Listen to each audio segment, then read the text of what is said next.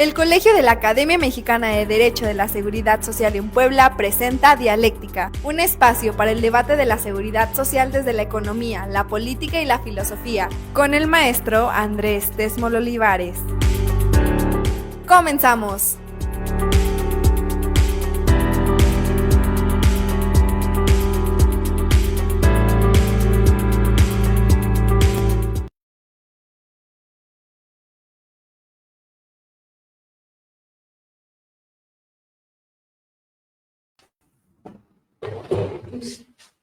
Muy buenas tardes, bienvenidos a Dialéctica, la seguridad social en debate.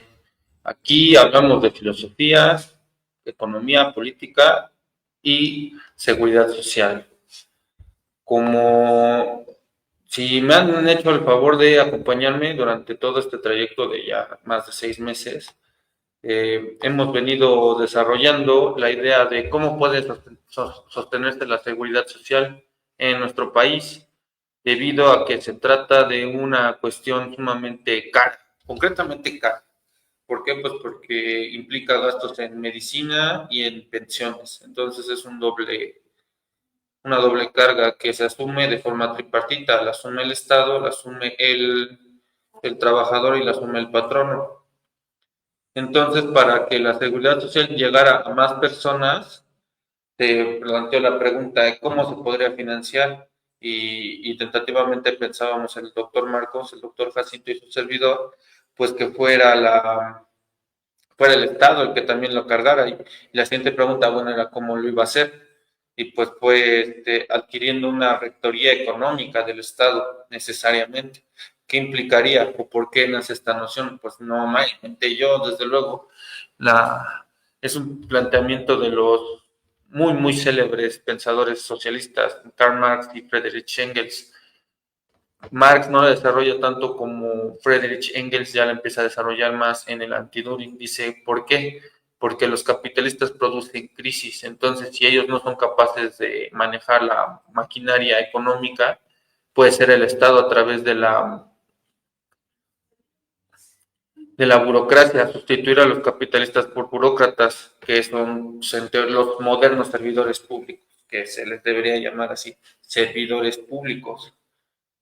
Y ese fue el debate. Digo, ajá, ok, ya nos hicimos rectores económicos, y luego ¿qué? ¿Cómo le vamos a hacer? Pues esa es la pregunta que vengo a tratar de contestar hoy. Desde luego que pues, nos metimos en más problemas de los que pensamos que íbamos a resolver, pero de esto se trata. Entonces, pues vamos a darle inicio a la charla de hoy.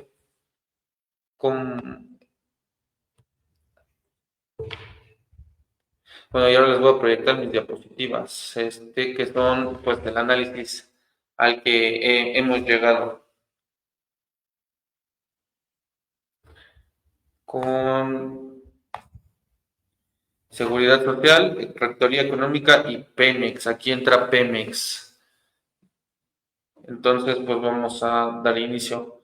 Bueno, y desde luego, pues es lo interesante, ¿no? Aquí no hay una solución fácil en política, ¿no? Todos piensan, y todo empezó porque veía muchos cuestionamientos a la presidenta Claudia Sheinbaum. Decían, no, pues es que Claudia no ha hecho nada. Digo, pues ojalá fuera tan fácil como asumir el poder y dar órdenes y cambiar todo, ¿no? Cambiar un sistema que ha venido secuestrado mínimo unos 30 años, si no es que más. Entonces, pues aquí tengo a Javi Noble y digo, no hay una estrategia concreta que diga, ¡pum!, nos vamos a hacer ricos todos. No, o sea, no hay respuestas fáciles en economía, ni en ciencia política, ni en derecho. Se trata de una coordinación y se trata de muchos esfuerzos, y en la próxima charla, pues les adelanto que es de historia. ¿Por qué de historia política? Porque aquí vamos a narrar la expropiación petrolera y todo lo que significó para nuestro México, y pues veamos que no estamos tan mal, podríamos estar mucho peor y hay mucho que mejorar. Entonces no se trata de eso, no se trata de que nunca va a haber una respuesta fácil, y menos en política. Entonces no es como que digamos, que lo cargue Pemex, porque Pemex está en problemas, y eso es lo que vamos a analizar. ¿Por qué está en problemas? quién provocó esos problemas y hacia dónde vamos. Pero necesito dar una explicación muy amplia, que ojalá se tomen el tiempo para escucharla. Y pues concepciones básicas en materia de monopolios y conflicto de intereses, pues está muy... ¿Por qué? ¿Por qué empiezo con los monopolios? Pues porque existen monopolios petroleros alrededor del mundo. Los norteamericanos concretamente son los monopolios que han socavado la autonomía financiera de todo el mundo, no nada más de México. Y de hecho, pues tenemos que ver que si ya socavaron la economía, la soberanía energética y petrolera de todos los países del mundo, tenemos que entender que pues muchos de los problemas que tiene Pemex actualmente fueron provocados por el tío Sam. Entonces, pues vamos a ver cómo lo hizo. Es la primera pregunta, ¿cómo lo hizo? Entonces, pues para dar esa respuesta, porque pues nadie nos la da, pero pues aquí estoy yo para ofrecérselos. Entonces, empecemos con esto. Concepciones básicas en materia de monopolios y conflictos de intereses. Pues para entender cómo funcionan las sociedades anónimas, pues primero uno de mis filósofos favoritos es Karl Marx, como ya pudieron haberse dado cuenta. Tienen en el Capital, tomo 3, libro 2, tomo 2, libro 3, expone que para crear riqueza los capitalistas ingleses creaban sociedades anónimas, sociedades mercantiles para especular con valores. Es decir, compraban títulos de crédito extranjeros o de los estados, etcétera. O sea, compraban obligaciones estatales y municipales, es decir, préstamos que se le hacían al Estado para que después fueran revueltos con intereses. Y entonces yo compraba un título, le prestaba al Estado y obtenía ganancias del préstamo del Estado. Y para esto se creaban sociedades anónimas, como las conocemos actualmente, pero estas eran únicamente para especular con valores ficticios. ¿Por qué ficticios? Pues porque no estaban sustentados con nada, más que con la palabra del gobierno inglés, que era lo más sólido, sí, pero también hay otros valores menos estables, menos sólidos. O sea, los más sólidos siempre iban a ser los industriales, concretamente los valores de las empresas textiles. O sea, yo le presto dinero a una textilera para que al final del ejercicio me pagara ese préstamo. Y yo sabía que ese dinero estaba más o menos seguro porque estaba respaldado pues por mercancía, por mercancía y maquinaria inglesa, sí, pero había otros préstamos más arriesgados. Y de eso se trata que empezaron a comprar títulos y valores de otros gobiernos más inestables. Entonces, como podía venir más ganancia, podía venir menos ganancia. Y se formaba una sociedad, digamos, el capital, digamos, 2 millones de libras esterlinas, se reunía a través de la suscripción de acciones y la dirección compraba estos valores, los gerentes compraban estos valores y especulaban un valor de una forma más o menos activa, se compraban y vendían, compraban y vendían. Y después, pues, obtenían las ganancias y a cada socio le daban un 5% si se podía. Es decir, si ganábamos 1,000 pesos y le habían invertido de 100, digo, 1,000 pesos y, le habían invertido de 100, pues a cada accionista le tocaba 5% de sus ganancias, si había. Y luego empezaron a generar una segunda serie de accionistas, los accionistas principales y los accionistas diferidos, para obtener también ganancias. Entonces, a los segundos les empezaban a dar, si ganaban los primeros, eran los accionistas principales y los diferidos. Pero ¿quién hacía esto? Esto lo hacían los gerentes, la gerencia. Entonces se crearon los gobiernos corporativos. Entonces se formaban grupos antagónicos. Los economistas norteamericanos Adolf Berle y Gardiner Menz, en su libro La Corporación Moderna y la Propiedad Privada de 1932, explicaban que los gerentes habían adquirido el poder de las empresas y que se habían, en detrimento de sus propietarios, y la riqueza de varios accionistas se entregaban bajo su control, al control de los gerentes. Y en determinado momento ya se creaban dos grupos dentro de las empresas. ¿Y esto qué tiene que ver? Pues que así se fueron creando los grandes monopolios petroleros a partir de crear empresas especuladoras, y luego se empezaron a comprar otras empresas, los mismos gerentes. Y los mismos gerentes ni siquiera eran propietarios, pero empezaban a intervenir en otros gerentes. Más adelante lo voy a explicar. Pero bueno, aquí el ejemplo es muy claro, Florentino Pérez. ¿Cómo se hizo de control del Real Madrid? Pues era un socio. El Real Madrid es un equipo que tiene 10,000 socios, pero para ser presidente tenía uno que tenía que garantizar, y como los requisitos son muy altos, solo hay 2 o 3 accionistas del Real Madrid que pueden entrar al control. Entonces él tomaba la gerencia y como son 10,000 socios, nadie le puede disputar ni puede formar. Está tan dividido el capital que nadie le puede disputar el control del Real Madrid. Y esa es una operación clásica que hacen los capitalistas. O sea, van comprando acciones de determinada empresa y le van inyectando a sus gerentes. Y luego a su vez compran otra empresa o compran determinados grupos de acciones o porcentajes de acciones y se meten en otra empresa. Y de repente se forman los monopolios. Esa es la estrategia. Entonces, a partir de la compra de acciones es como se va formando un monopolio.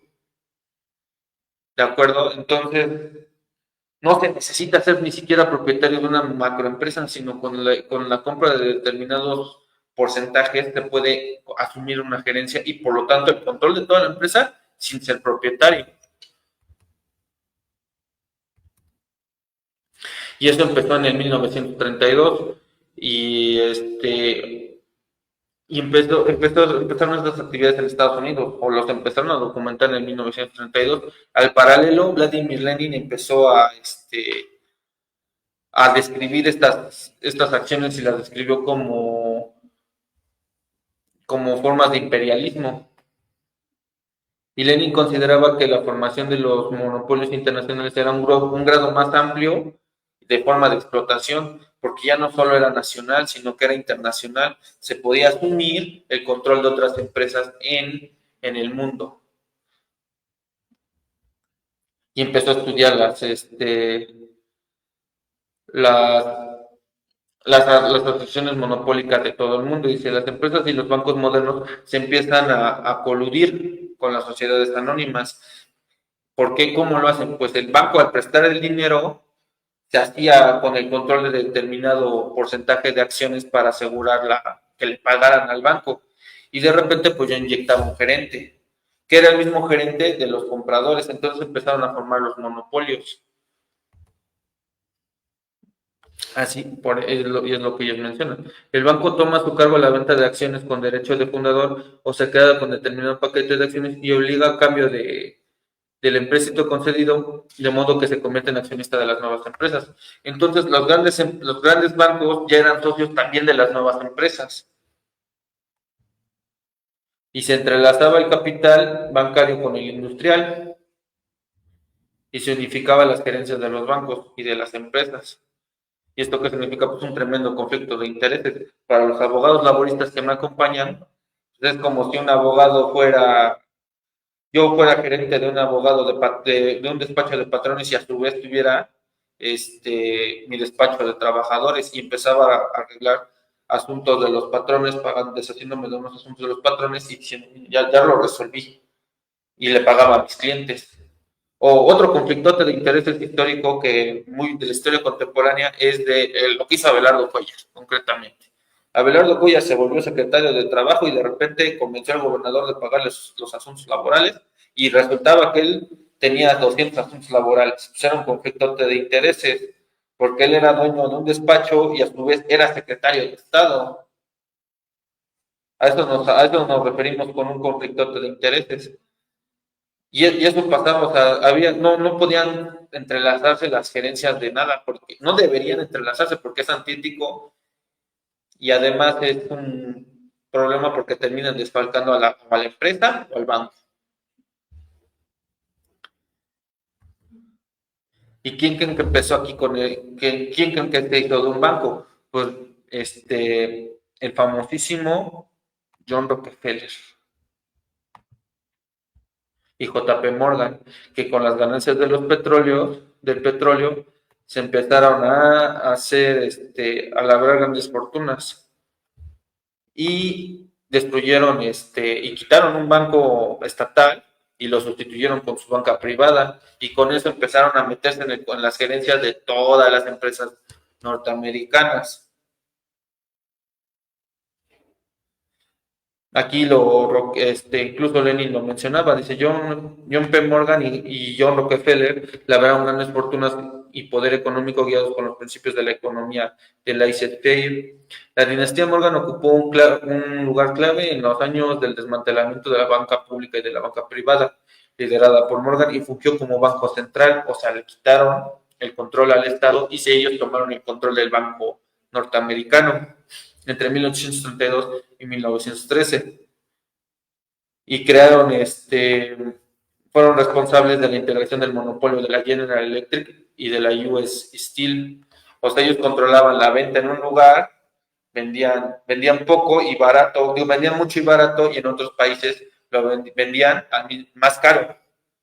Entonces destruían la competencia en un lugar, vendiendo muy barato, y lo compensaban con las ganancias de otro lugar. Y así se empezaron a hacer del control de la banca y del petróleo y del acero y de todas las industrias, de la coloración, de los textiles, de la petroquímica, etcétera, etcétera. Entonces ellos empezaron lentamente a controlar los bancos, es decir, entrelazando las gerencias, empezaron a controlar los bancos, y luego a su vez llegaron al Estado del tío Sam.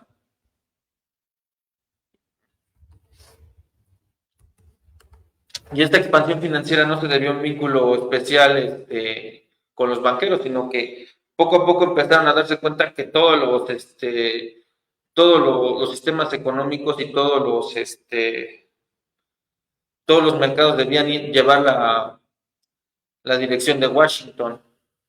¿Y pues qué tiene que ver con Pemex? Aquí viene.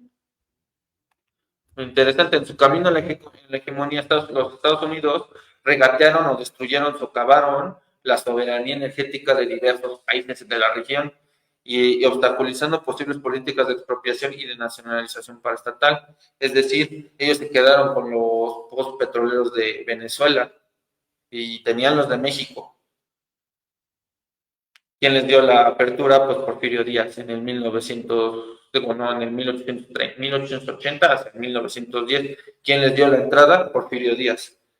Y entonces empezaron a excavar los pozos petroleros en Veracruz, Campeche, Tabasco, etcétera. Entonces ahí los pozos eran muy productivos, y ahí es lo que, bueno, y se trataban como si fueran banca o propiedad privada. Lo que hacen los árabes ahorita, tener los pozos petroleros como si fueran patrimonio familiar, y pues no se trata de un patrimonio familiar, se trata de un patrimonio nacional, que debería las rentas ganarse y dividirse entre todos, no nada más para una sola familia, no solo una persona. ¿Por qué creen que ellos están gastando de 200 millones por Cristiano Ronaldo? Es una jalada. O por Kylian Mbappé, cuando lo tuvieron como patrimonio, como sirviente familiar, con un gasto de 50 a 100 millones de dólares. Porque el petróleo no es un bien estatal, no es un bien familiar, es un bien estatal, y esto era lo que ellos tenían. Tenían bienes estatales como si fueran propiedades privadas. Y entonces, como lo hicieron, el acercamiento entre los grandes círculos burocráticos y corporativos en una misma estructura política sucedió dentro del marco de la crisis económica. Las necesidades de la industrialización bélica y la descomposición del orden internacional del siglo XIX. A inicios del siglo XX, el presidente estadounidense William Taft fue consciente de la necesidad de contrarrestar el control político-militar en Asia y el Caribe y usaron las finanzas como instrumento de política exterior. Es decir, ya no solo iban a usar la intervención militar, sino que lo podían hacer con instrumentos económicos. Y aquí está muy interesante, porque en la Facultad de Derecho no nos enseñan que pues, el derecho económico, con el énfasis que debe ser, nos lo manejan como si fuera nada más por el derecho de libre competencia económica, que debe no ponerse que es un monopolio y por qué no debería haber un monopolio, pero ese es el derecho de libertad económica. Tendría que entenderse como la economía se usa como arma de guerra. Por ejemplo, a Rusia A Rusia le han super bloqueado, le han confiscado bienes, le han bloqueado, le han confiscado cuentas, le han hecho de todo, lo han bloqueado de los Juegos Olímpicos, del Mundial, a sus empresarios les han confiscado los bienes. Entonces eso es guerra, totalmente es guerra, guerra financiera, y no se nos explica eso en la Facultad de Economía, que la guerra es una, o sea, que también la economía es un arma de guerra, no se nos explica. Y cómo, y, no, y ahí cae por tierra la teoría de los derechos humanos, bien sencillo. Y yo amo el fútbol, pero bien simple. A Roman Abramovich le quitaron el Chelsea y no iba a haber un tribunal de amparo que lo salvara. O sea, ahí se supone que el 14 y el 16 constitucional vienen de Inglaterra precisamente, de que nadie puede ser privado de sus bienes, posesiones, sino por juicio. Ahí viene la carta del rey Juan Sin Tierra, que a partir de ahí empezó ese principio. Ya, pero pues eso solo sirve siempre y cuando sirvan los intereses europeos y norteamericanos, porque pues a ese dueño le quitaron su equipo y nadie lo amparó. Entonces es un arma de guerra, o sea, que como ellos tienen el control de los sistemas financieros, del SWIFT y todo las transacciones se hacen en dólares, pues simplemente con que no te permitan usar el sistema, no te pueden pagar y ya te cortaron el comercio. Entonces la economía sí tiene una relevancia mucho mayor que la que nos dan en la Facultad de Derecho, de que pues lo ven así como una materia muy sencilla, pero no le están dando la dimensión que tiene. O sea, nosotros salimos pensando litigar, vamos a litigar como Harvey Specter, ¿no? No vamos, no solo eso, sino que o sea, sí, no digo que no se pueda, pero no solo está la rama del derecho penal, no solo está el civil, no solo, incluso al laboral es el que menos énfasis le dan, pero todos entran pensando que van a ser los fiscalistas y van a ser los penalistas. No se trata de eso, o sea, hay más allá del derecho penal, hay vida después del derecho penal. Entonces, esto es lo que yo comparto para empezar, pues que debería darse mucho mayor énfasis al derecho económico y menos al internacional, porque el internacional ya está acabado. Imagínense, no hay quien defienda. ¿Qué tribunal va a defender a los gazatíes? Ahí se acabó la teoría de los derechos humanos. Ya esa teoría se acabó. Se va a tener que tomar una nueva teoría y yo rescataría más a Karl Marx, que dice que los derechos son los mismos que se tienen que se obtienen a través de la revolución, como pues poblando los escaños de los congresos o a través de la huelga también. Esos son los derechos que se obtuvieron. Entonces yo no entiendo por qué, o sea, sí se me hace una tremenda ignorancia de mucha gente, incluso que ocupa lugares en la Suprema Corte de Justicia, que dicen que el derecho humano, el derecho del trabajo es un derecho natural, que no, pues cómo va a ser un derecho natural si no, para obtenerlo se tuvieron que hacer huelgas. No tuvo que haber una revolución en México en 1910, que fueron los,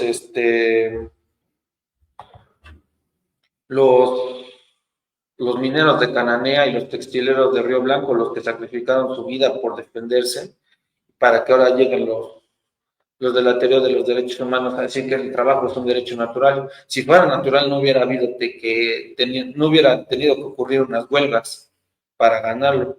Entonces, pues esas son concepciones muy pobres que tenemos en la universidad actualmente.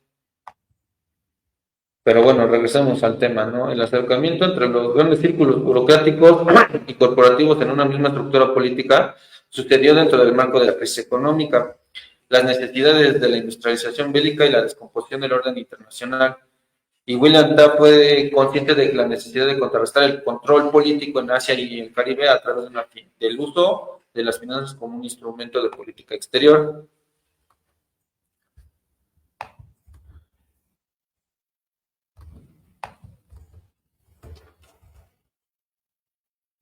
¿Y cómo lo hicieron? Pues el método usado por Rockefeller para hacerse del control de un mercado petrolero fue la reducción selectiva de precios financiada con aumento en otros lugares. Pero eso te lo explico regresando del comercial.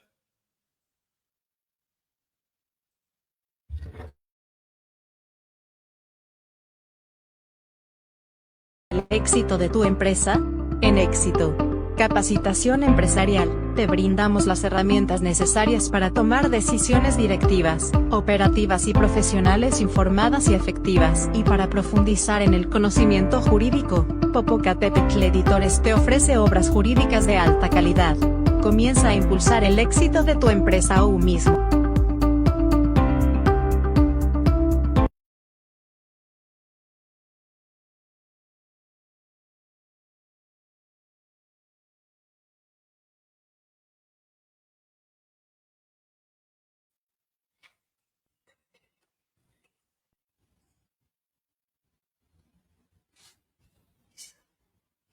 Ajá.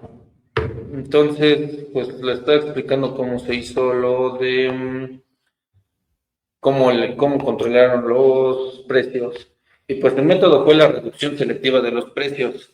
Mientras que en un área incrementaban los precios para ganar poder, bueno, para controlar el mercado en un lado, en otro lado lo reducían. Por ejemplo, lo que dicen que ahorita están haciendo los chinos, de vender un coche mucho más barato de lo que de verdad cuesta.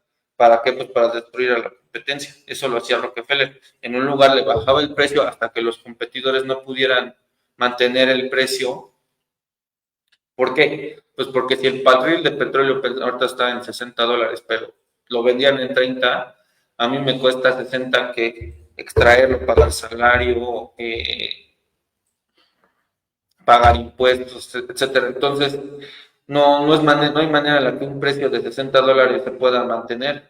Digo, de $30 se puede mantener, pero Rockefeller sí podía porque él ganaba o recuperaba esos $30 que del otro lado le bajaba, pues porque le subía en otros lugares. En otros lugares, como no había competencia, le subía 90 y en otros lugares le vendía 30, entonces se deshacía de su competencia. Y pues nunca había, como le estoy proyectando, nunca había competencia y mucho menos había ley. Y entonces, mientras Rockefeller participaba activamente en las finanzas de sus industrias, otras empresas dependían por Morgan. Entonces, ellos dos eran los que controlaban. JP Morgan, y recordemos ese nombre, Rockefeller y P. Morgan. ¿Por qué? Porque voy a llegar a Morgan después. Entonces fueron formando los monopolios. Y fueron fusionando los consejos de administración y la posesión de capitales minoritarios de acciones y fueron haciéndose del control de todo de todas las empresas, o todas las empresas relevantes. Ahora aquí viene Pemex. Pemex fue creada en 1938 a partir del innovador antecedente de la Constitución en la primera mitad del siglo XX. ¿Qué quiere decir? Pues en el 1917 se creó el principio de la rectoría económica del Estado y de la propiedad del subsuelo. México lo implementa en el 27, es propiedad original del pueblo nacional, el subsuelo, el petróleo. Y ahorita, ¿por qué hablo de Rockefeller y paso a la expropiación petrolera? Ahorita lo van a ver. Y desde una perspectiva histórica y estratégica del Decreto de Expropiación y Nacionalización de 1938, promulgado por el general Lázaro Cárdenas del Río, representa un punto de referencia. Pues, ¿por qué? Porque les quitó el control a esas empresas de control del petróleo mexicano. ¿Cómo lo hizo? Pues a través del procedimiento del conflicto de naturaleza económica. Los sindicatos demandaron a las empresas en un proceso colectivo para demandarles aumentos salariales y ellos se negaron y entonces Lázaro Cárdenas a través de la Junta Federal de Conciliación y Arbitraje pues le sacó los estados financieros y veía que sí producían más dinero del que decían. Entonces pues se logró el decreto de expropiación petrolera.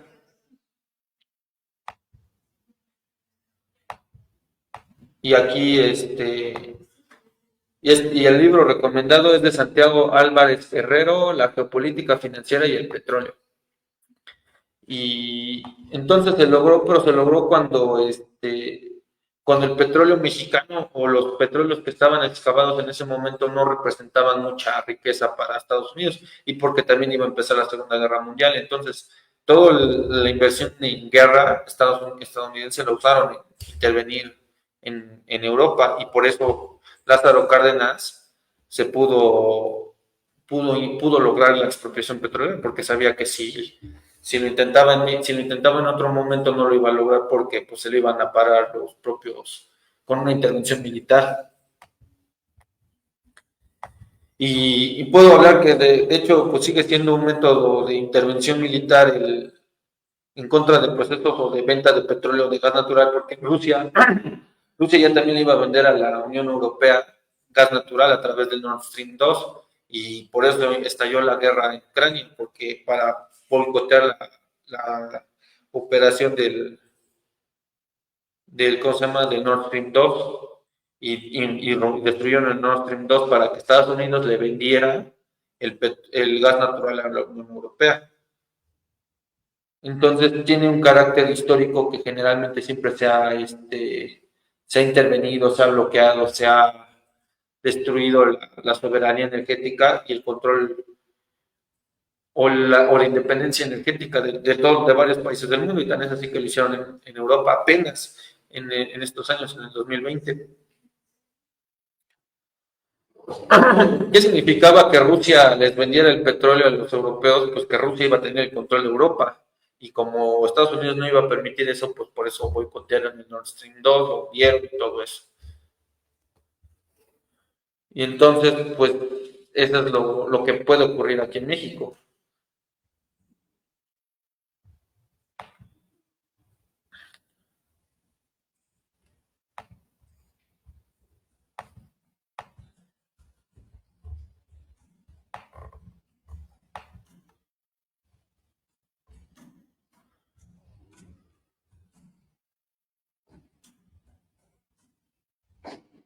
Y ahora hasta 1970 en la década de 1970, fue que volvió a tener el petróleo mexicano un valor geoestratégico y geopolítico en Estados Unidos.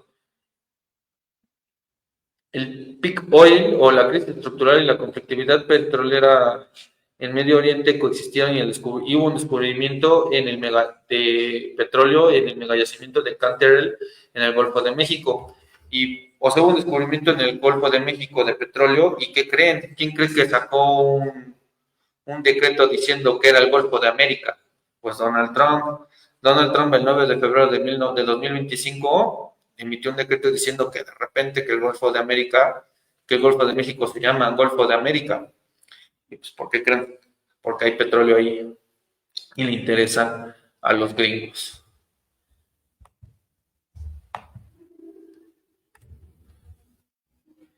¿Y por qué ahorita? O sea, entonces, hasta este momento hemos visto que las empresas o que los grandes monopolios han visto cómo socavar la independencia energética de otros países.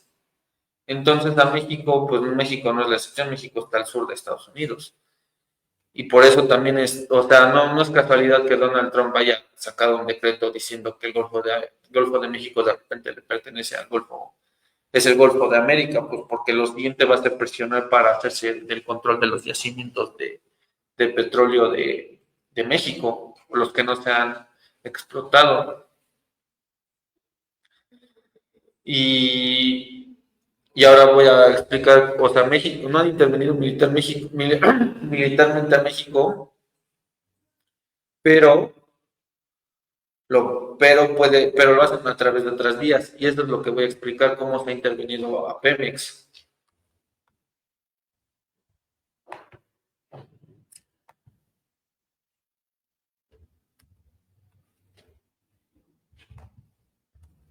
Los intensos niveles de dependencia estratégica de Estados Unidos en gas natural y petróleo llevaron al planteamiento de profundizar la dependencia externa mexicana como instrumento de seguridad nacional bajo la noción de plan de contingencia. a través del uso de instrumentos no militares, es decir, a través de movimientos financieros, monetarios derivados de la condicionalidad de la deuda externa, es decir, le imponen intereses o gastos, más gastos a México para obtener concesiones de petróleo, así como como instrumentos de inteligencia política, y concretamente es la cooptación o corrupción del liderato mexicano, es decir, le llegan al precio a los senadores, diputados, a los dirigentes políticos, pero es una estrategia norteamericana, no es casualidad, no es como que espontáneamente los líderes mexicanos se hayan vuelto corruptos, sino que o los corrompen o los espían y a través de sus debilidades los chantajean. O sea, son movimientos mucho más sofisticados, no es casualidad. Y aquí llegamos a la reforma del 2013.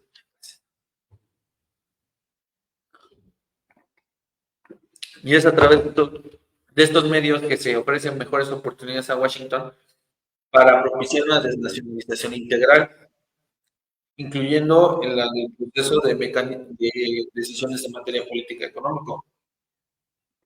Es decir, no es casualidad lo que dice la presidenta, que Felipe Calderón, que Vicente Fox hayan endeudado Pemex, que hayan endeudado contratos o concesiones a sobreprecio. No es casualidad porque mucho de eso se corrompe. ¿Qué quiere decir? Pues o por la buena o por la mala, o a través de homicidios o de chantaje, pues se adquiere o se accede a los puestos de los directivos petroleros.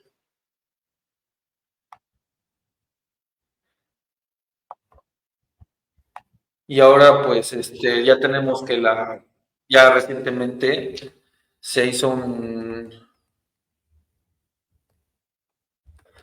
bueno, yo creo que ese es un tema para otra charla porque es bastante extenso la siguiente parte, pero hasta este momento ya podemos recapitular brevemente hasta dónde hemos llegado y hasta dónde hemos compartido hoy, pues que Pemex no está en números rojos por casualidad ni por ineficiencia del partido gobernante, sino que son siglos o son intervenciones. ¿Por qué? Pues porque el petróleo es un valor geoestratégico, porque el que controla el petróleo pues controla el mundo, entonces se le ha intervenido y cómo se le intervenido de movimientos empresariales sumamente sofisticados, desde lo más con la compra de acciones, con la compra de empresas, etcétera. Entonces, el estado de cosas actual no es novedad, no es casualidad, como que Morena no sepa administrar el petróleo como bien nacional, sino que es un problema que se ha venido provocando desde 1970 con la intervención de petróleos mexicanos de diversas maneras. Entonces, y si esto lo podemos trascender a IMSS, o sea, el IMSS tampoco es como que fuera un, un instrumento público ineficiente, sino que se le ha llevado ese estado. ¿Cómo le llevan? Pues autorizando compras y ventas, compras a súper sobreprecio, permitiendo la corrupción interna, que se lleven la medicina, que haya doctores que están cobrando y ni siquiera se presenten, que haya doctores aviadores, que haya enfermeras que se roben toda la América, pues todos los insumos médicos. Entonces se golpea así a las instituciones para provocar su ineficiencia y luego pues provocar su compra por particulares y así se va desarmando. Pero ¿qué quiere decir? Pues, o sea, sí, seguro que sí hay una ineficiencia estatal muy grave, pero no es casualidad, no, y muchas veces es provocada por agentes externos. Y eso pasa con el IMSS, pasó con Teléfonos de México, que como pasó de ser una empresa en crisis a ser la empresa más productiva, que hizo a Carlos Slim uno de los hombres más ricos. Entonces, pues de eso se trata, ahora, ¿y por qué digo que era contra la tía panista? Pues porque la tía panista es la que dice, ay, no, es que Morena está gobernando muy mal, nos va a volver Venezuela. No, o sea, realmente son intervenciones extranjeras y lo que hay que hacer es fortalecer los controles anticorrupción y sanear las deudas y sanear y hacer una higiene profunda que no es tan sencilla y que no se vaya a lograr en 6 años. Y todo empezaría también por una cultura de la legalidad que tener en las universidades, que nosotros enseñar a los alumnos, pues que sí, sí vamos a seguir adelante, pero no vendiendo el trabajo a esa gente corrupta que ocupa a los políticos, porque entran pensando, ¿cómo voy a sobornar? ¿Cómo voy a ganar un asunto? Pues para eso está la ley, para ganarlo de derecho. ¿Cómo voy a subir en la cadena política? Pues haciendo mucho trabajo. Y si quieres más dinero, pues vas a litigar, pero los puestos políticos no son para enriquecerte porque son de servidor público. Y eso es lo que no termina de entender mucho ahorita los que defendían la reforma judicial, que decían que, ay, no, es que mi carrera judicial, pues la carrera judicial no es para enriquecerse, es para servir. Entonces, pues eso es lo que quedamos y queda pendiente la charla de Rectoría Económica, Pemex y Seguridad Social en la siguiente será la 2. Adelante, vamos a revisar los.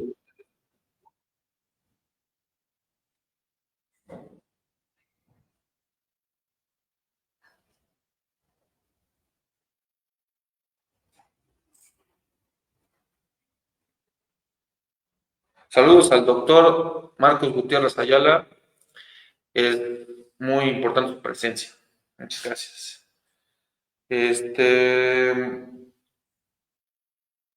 Saludos a la licenciada Ileana. Entonces, ¿qué debería hacerse para fortalecer Pemex y aprovechar el petróleo recién descubierto? Pues este es un tema que vamos a ver en Pemex, Rectoría Económica y Pemex 2, porque eso es no abordarlo y nosotros lo vamos a abordar así. ¿Qué debe hacerse? ¿Qué creo yo que debe hacerse?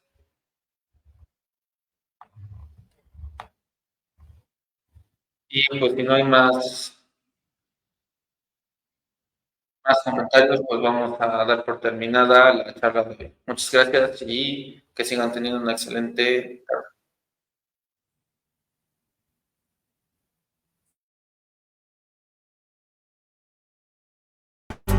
Ha sido un placer compartir este programa con ustedes. Nos escuchamos en el próximo. Hasta luego.